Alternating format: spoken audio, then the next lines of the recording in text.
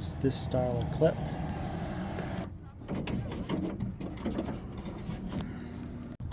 This is what the lock looks like when it comes out.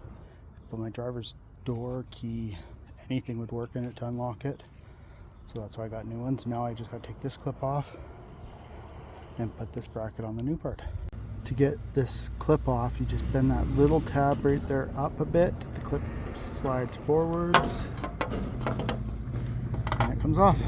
There's a pair of needle nose.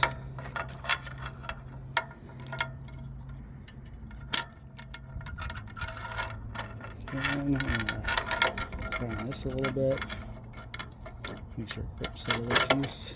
Put the passenger one in.